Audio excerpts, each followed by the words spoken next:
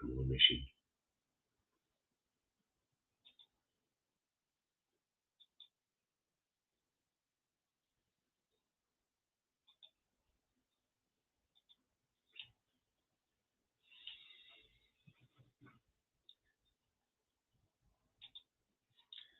Morning, Lorraine. Morning, Ian. Morning, Maggie. Morning, Karen. Morning, BJ. Morning, Margaret. Morning, Stephen. Let's jump across to YouTube. Good morning, Ali. Morning, Big John, the van driver. Morning, Jim. Morning, Gary. Morning, Fiona. Morning, Graham. John. Stuart. Ted Boy. Hammy. Lenny. Jordy. Eddie. Hugh. Alistair. Thomas. Good morning, Calder Crooks. Stephen. Anne. Bob. Neil. Dougie. Right, where are we?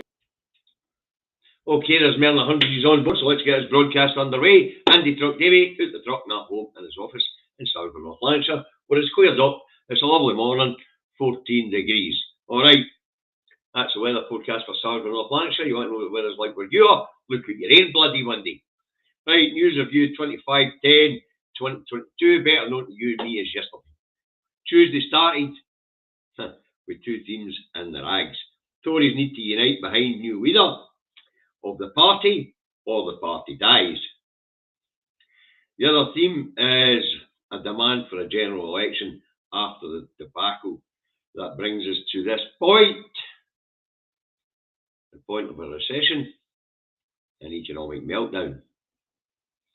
Right, now, the Tories urge to unite behind new leader Rishi Sunak. There isn't much chance of that. The Tories are still fighting like rats in their sack. And due to the promotion of Rishi Sunak, apparently party members are ripping up their memberships, especially the right-wing racists, the UKIPers, who ended up in the Tory party. All right. But there's a lot of factions in the Tory party and they're not getting on. So will Sunak be successful in uniting the Tory party? Well, he will try to address it later in the report. All right. Now, on demands for a general election, opposition parties say they want one, but the truth be told, Sir Conrad Starmer and the Labour Party don't want one. Not right now.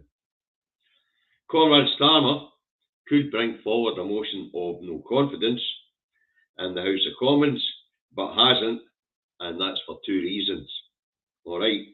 He doesn't want to take over now until the recession is fully in flow. Right? Because to do so would see the people in England, those with goldfish memories, blame the recession on Starmer because they can only retain things down that road for a couple of seconds at a time. So Starmer taking out right now as we get into the recession wouldn't be a good idea. He wants the recession in full flow so that he can be seen as the knight in shining armour riding over the hill. So that's why they vote a no confidence at this point in time. Okay. Excuse me. How unprofessional of me. It's the dragon tea and she knows I broadcast at this time in the morning. Right, anyway. So Starmer doesn't want an election right now. It wouldn't suit him. Give Sunak 5 or 6 months on the job when all hell is broken loose. That's when Starmer wants an election. And the other reason Starmer won't call a vote of no confidence is at this very point in time, the Tories will still unite behind Sunak to prevent that vote of no confidence going through. Because no matter how much they're fighting in the Tory party right now, they need the 2 years to hold out for as long as they can for this general election in the hope that Sunak can magically repair what's going on. So, Labour's not calling for a general election at this point in time. Privately, publicly they might be making noises, but privately they don't want it right now. They're way out in front in the polls, and the economy's not quite crashed yet. Give it 6 months when the unemployment shot through the roof and the swinging cuts, which are about to be put in place on Monday, come into effect. Okay. Right, moving on. Tuesday, back here in Scotland, the BBC propaganda machine gives Scottish Tories a platform to tell us all that the grown-ups in the party are now in charge, and that the UK should unite behind the latest Tory twit to be PM, without the approval of the Scottish people. A point made by the First Minister in various TV interviews on Tuesday. So, the Tories are given a platform to tell us all we've got a wonderful new Prime Minister here in Scotland. Here in Scotland, I mean, that's what they're doing. Tories are given a platform to tell us we've got a wonderful new Prime Minister. First Minister's trotted out, asked if she's going to try and work with Mr. Sunak. Of course, the First Minister says yes. But despite political differences, she will try and have a constructive relationship with Mr. Sunak. And she then points out that it's a historical day for UK-based Asians to see an Asian PM. The Americans are to piss at it right enough. I mean, the Today Show, they really are to piss at it. They thought it was an Indian takeover.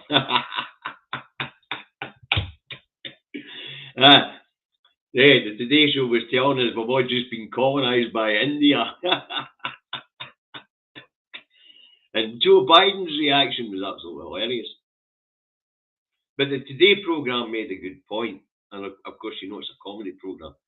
Racists in England should be actually overjoyed at what's happened, because they actually will get to blame a brown man for all their troubles now, and be right. Anyway, the First Minister says she'll try and work with him, despite political differences. That sort of gets a wee bit later on in the day, but we'll get to that later in the report. Okay, moving on. Tuesday, Sunak makes his way to see King Chuck of Little Englandshire to be crowned unelected PM by an unelected head of state. Back here in Scotland, to say the First Minister is asked for a reaction, and we've just spoke about reaction. All right. Now, okay, Tuesday back here in Scotland, and the Pravda reluctantly released the latest crime figures. The most notable of that is violent crime figures, specifically murder. In 2021-2022, Scotland, which used to be the murder capital of Europe, posted record low homicide rates. Only 53 murders took place in Scotland in 2021. Crime in most other areas is down as well, with the exception of sexual crimes. And the rise in those are, like last year, put down to increases of reporting of historical cases. Now, since the SNP came to government and invested in policing and police numbers, crime rates here in Scotland have fallen now to a 43-year low. The opposite is true in England, where the Tories have closed 600 police stations and laid off 20,000 police officers. So, a Scotland good story. So, it slipped out when nobody's paying attention to anything but Mr. Sunak. But I have to say, the BBC were absolutely astonishing yesterday. They were in full UK government promotion mode. In England, it was preparing the saps for austerity 2.0. And up here, it was all out trying to convince us that Sunak is a new face and a new dawn. The BBC were absolutely astonishing yesterday. There was absolutely no way of hiding it. Journalistic integrity out the window. Balanced reporting out the window. For example, austerity 2.0, they tell us Sunak has to make decisions, and it's inevitable. And the markets like it. It's not inevitable at all. It's a political choice. For example, 2 years ago, 20 of the world's most recognised economists and tax experts tells the world how it can raise more revenues and how it can sort things out because of the crap state everything's in with government finances right around the world. And what the tax experts tell us is that it should impose a 1% wealth tax on everybody whose household is worth more than £1 million. And over 5 years, that would raise 260 billion quid for the Treasury. They could also, of course, redesign the tax regime to cut tax loopholes. They could, of course, impose proper tax regimes on the energy giants and on the energy producers who are raping the country at the moment. But no, there is a Pravda. The BBC telling us all that austerity 2.0 is inevitable and there's nothing can be done about it. I've never heard so much pish in all my life.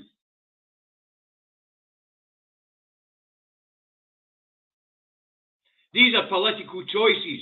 There is ways to improve the public finances without hitting and killing the poorest and the least of us.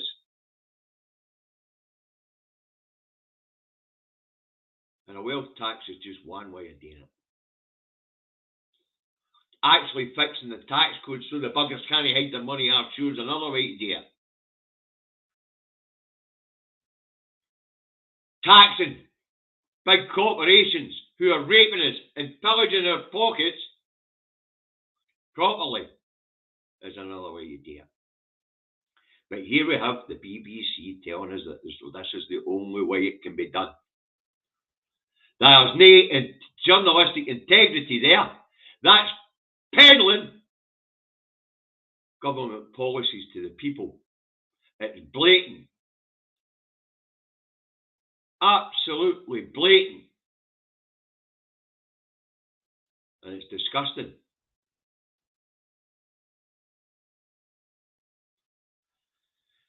Right. Anyway, moving on Tuesday, after the great crime figures are slipped out so that nobody notices the fact that Scotland's at a 43-year low in crime now. Right, moving on Tuesday, and Police Scotland warned of dramatic cuts coming, which could see them need to cut 4,500 officers and backroom staff. The BBC propagandists in Scotland tried to blame it on the Scottish Government spending choices. But we know it's down to cuts to the Scottish Government's budget from the House of Thieves and carpetbaggers. So here we have it. The cuts are coming. The public services know they're coming. The BBC's trying to spin it like I said they would and lay it at the door of the Scottish Government when we actually know the truth is they've just prepped us all for austerity 2.0 coming to Westminster, and we know the cuts are coming to there and no for the Scottish budget and no for the Scottish Government. So we've got one form of propaganda in the BBC south of the border and another type of propaganda on the BBC north of the border. But what's going on with the BBC north of the border is all part of a bigger strategy put in place, actually under Bojo the Clown, but it's actually going to get kicked into gear here by Rishi Sunak, but we'll get a wee bit more of that later in the report. Okay, Tuesday, back down that road, Sunak's been to see King Chuck. His royal consent to form a government is given through gritted teeth as he hands over his sovereignty to a nation. Racism runs strong in the royal family. But hey, they say it's no their fault. After all, the royals are born into this world to believe that they are there to rule over us and we're all inferior to them. So, that's it. You know, the very notion of King Chuck is actually racist towards us all, and that includes the subjects in England. The very idea that these people are born superior to us, every one of us, and are born to rule over us is an abomination. But that's the problem with the class system doing that.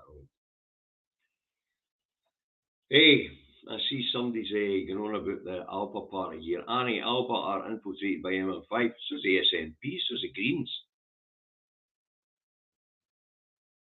Wow. Right. Anyway, moving on.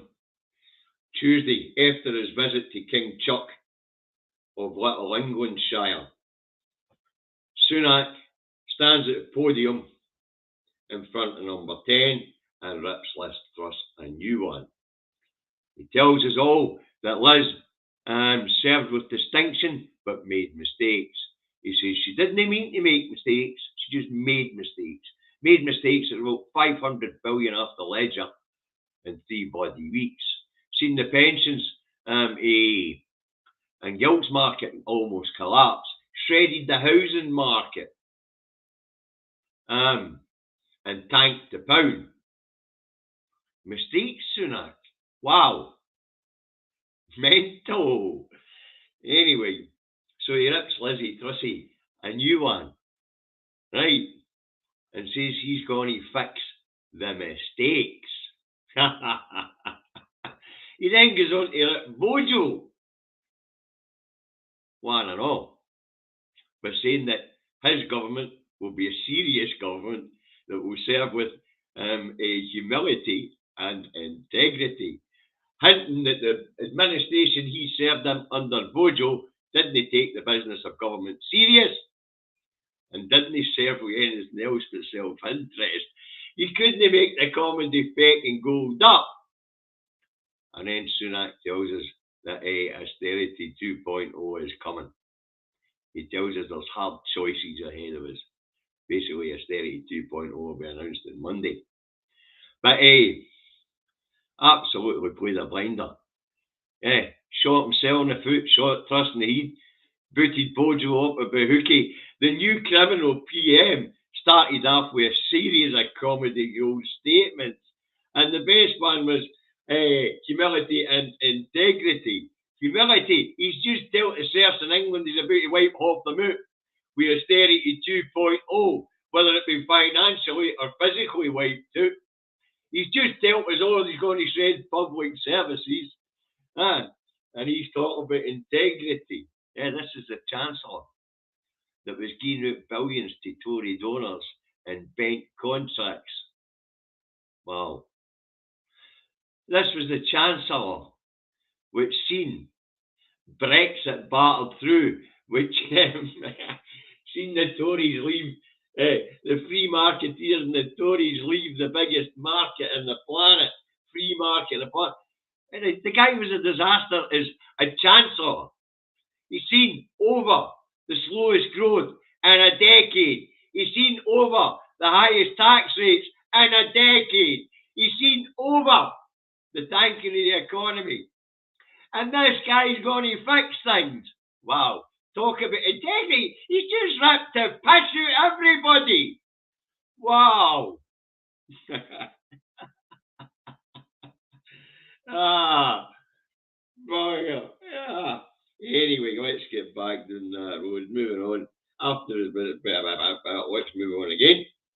Anyway, after taking the piss out us on the steps of number 10, Sunak drags his ass in the door and starts to reshuffle the cabinet.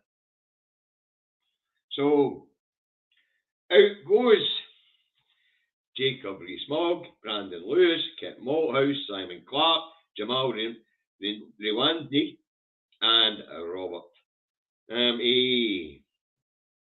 What's his name again? Can't read my writing there. Anyway, the Welsh Secretary. Right. And there's James Cleverly, Dominic Raab, Oliver Dowden, Suella Braverman, and of course, Michael Gove. Others are shuffled portfolio, like Grant Sharp's move for Home Secretary promoted down to Business Minister or something like that. You can see it all, it's all out there to be seen, who went where. But what was most interesting, what was the most cynical of them was we Govey back as Level and Doon Minister. The man that has been overseeing the stealing for the public purse for the Duchess of Lancaster for years. This is the guy that's transferring the assets of the councils in England into private hands, meaning the education system as it's being privatised. When one of the schools fail, there's a inspection down that road. The school's handed out to one of the three quangos that have been set up to take these schools under their wings. But at the same time, we was taking the title deeds for these schools from the public ownership and handing them out to these quangos. So we go these back as levelling down and stealing for the public First Minister. The other one, which is absolutely disgusting, and the other one of note, is through Ella Braverman, is back in the Home Office 1 week after resigning because she broke the ministerial code and put national security at risk when the Home Secretary. This woman is an absolute monster. We thought Priti Patel was a monster.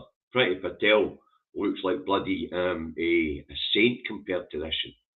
This one whose wet dream it is to see the Times newspaper front page with aeroplanes full of refugees taken off to Rwanda. This woman who thinks that the UK public, and has stated it publicly, are wasters and lazy buggers. This is a woman who wants to rip up our human rights. Sunak is putting together a real monstrous cabinet. I mean, the other disgusting creature down that road who's overseen 300,000 deaths, all sorts of things. 200,000 deaths and things like that through her ministerial positions was Teresa Coffey. Department of Work and Pensions, wow. Austerity, wow. She knew how to put it up a gear. Mental. Anyway, she's moved to the Department of Environment. But hey, well, they're going to trash the environment. They've already trashed the environment in England. Jesus Christ. Hey, look out, people in England. Some of the really nasty, nasty diseases are coming back because there'll be even more shite in your waterways now. With that evil witch in charge of the environment. Fracking will be everywhere and you don't get a say. Oof. Anyway, the cabinet he puts together doesn't offer promise, folks. Oh, and Dominic Raab's back as Deputy Prime Minister. Wow.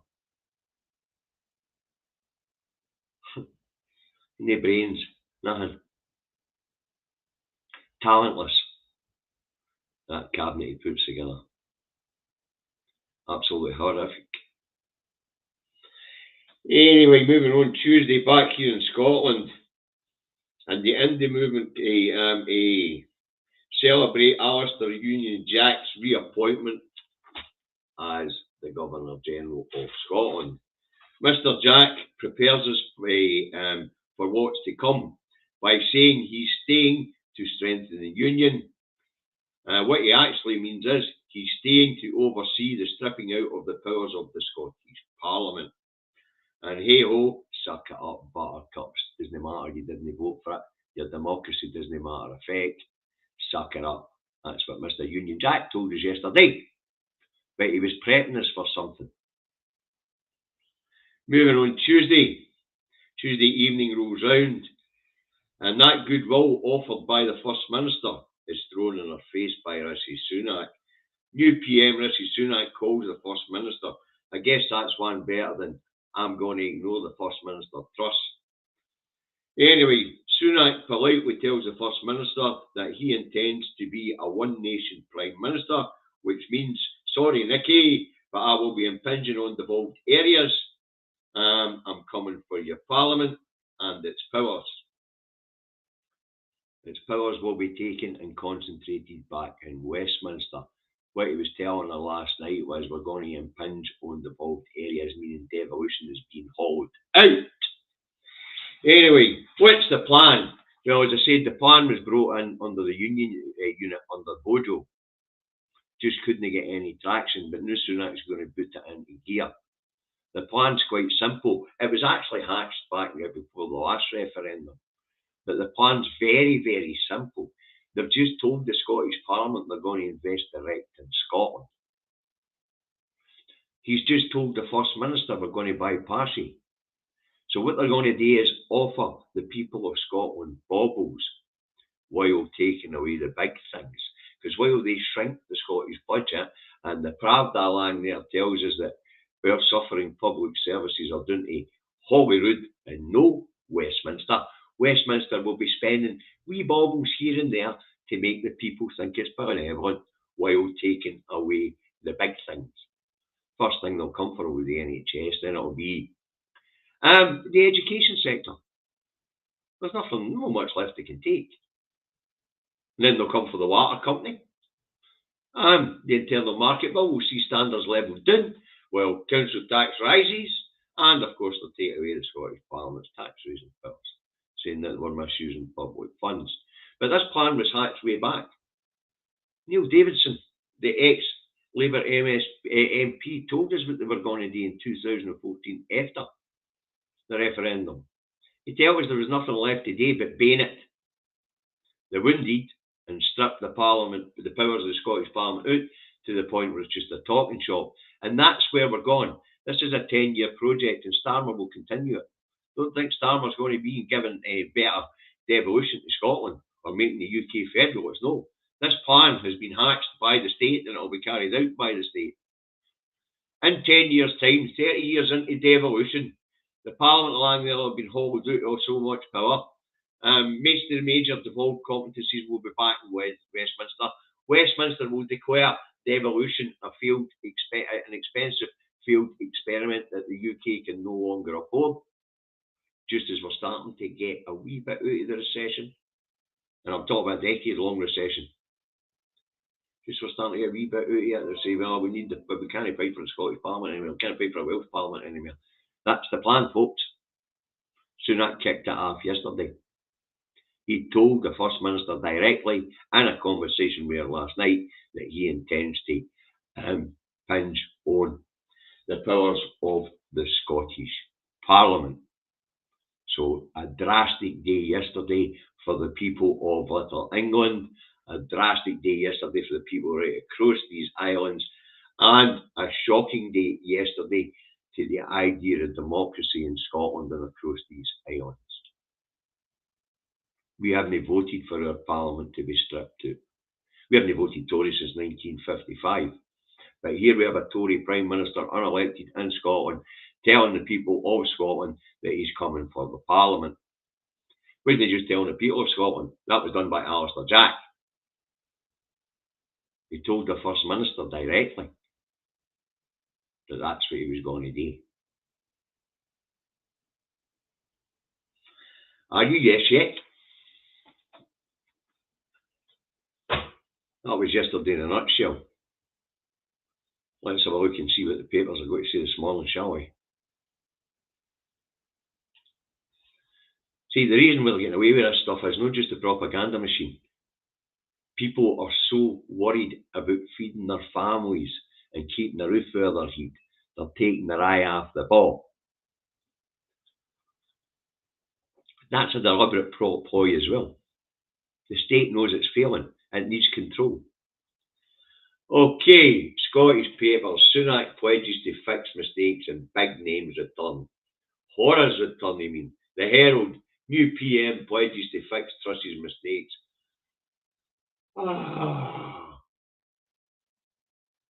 Truss's mistakes were formulated in 55 Houghton Street. Sunak knows that. He was involved in these think tanks and all. Don't think things will get any better under him, believe it or not. And the other headline in the Herald is overseas exodus of health workers. So these health workers have got talents that are transferable.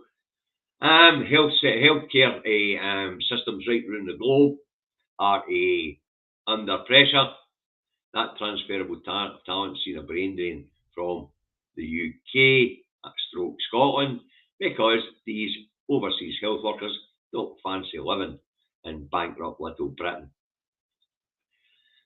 The Scottish Daily Express has undaunted Rishi vows to fix mistakes.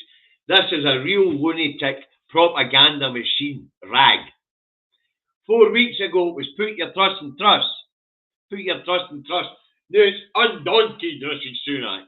He's no fucking Superman. Although, if I remember right, the Pravda did once display him as that at the BBC. I think it had to do with furlough. They had a picture of Sunak in a Superman costume. The Daily Telegraph has mistakes were made, I'll fix them. What a lot of bollocks. And borrowing costs recover after mini budget chaos and boost for Sunak. No, nothing really recovered. The pound still stuck stubbornly at $1.13. $1.13. £1 at $1.13 to the dollar, and roughly about 1 to 1.15 to the euro. The gilts markets improved a wee bit. But what they're actually telling us, there's a lot of push, but you don't have to believe me, have a look yourself. But I suppose it's fell that low that even a smidgen of upward movement would be seen as a victory. Scottish Daily Fail. Leave it to me, Your Majesty. Oof. Yeah, the picture's a cracker. If Charles could if Charles could look daggers, that was it. And the Times has, I'll fix mistakes, vows Sunak as he brings in continuity cabinet. Continuity cabinet. Very good. The Scotsman has big names return as Sunak era begins. Rab, Beaverman and Gove back in unity cabinet. Well, I did say that would be mentioned, didn't I? I forgot to mention it myself. When Sunak was putting that cabinet together, he was trying to appease the different factions in the Tory party. Right, Hunt stays on as Chancellor, Morden as leader of the House. I don't know if you've seen that clip yesterday when she came out. Penny Morden was expecting a big job in government. She remains leader of the House. She was raging when she came out at number 10. So she was. The Metro has, Sunak goes back to the future. I heard that. Sunak's crisis cabinet is what the eye says it is. The National has the stuff of nightmares. It's Halloween come early as Sunak names his cabinet. I've just said it's a horror bloody show. And the Record has your wee fearty. Opponents blast new PM for running scared of general election. The Labour don't want a general election. I've just explained that. Wow. What's the Star go for us today? Because we don't do the Sun. And the Star has TV host fesses up. Corden, I'm a moron. I have no idea what that's all about. I don't even know who he is. But I dare say people that watch television don't know who that is. Right, guys, that's what I've got for you today. Yesterday was a horror show. Absolute horror show. And the Pravda yesterday were right out of hand. I have never seen anything like it. And I've been watching this for a long time, as you guys know. And I've said that so many times in the last few weeks, it's unbelievable. The state has moved up a gear. It's no just a government of horrors we're facing. It's its propaganda machine that's backing it up and all. And that includes the rags which are generally owned by right-wing Tory fascists like the one we've just put in the Home Office. As for this idea that the BBC yesterday were actually prepping us for austerity 2.0, saying it was inevitable. It's a political choice. And that breaks their charter. Things are serious, folks, when you've got the BBC taking that light. There's going to be trouble ahead. Are you yes yet? Anyway, that's what I've got for you today. Keep your eyes on the prize. There is a campaign underway. Learn your how you gonies. Get out there and win hearts and minds. We need to get a move on now. But the First Minister's got to see us at it. Okay. Now, support the independent media, support broadcast in Scotland, support Independence Live, support Caledon Indie Live Radio, support Caledon Media, support Truth Radio, support the iScot magazine, support the national newspaper. It's not the best rag in the world, but it's the best we've got. It's on our side, supposedly.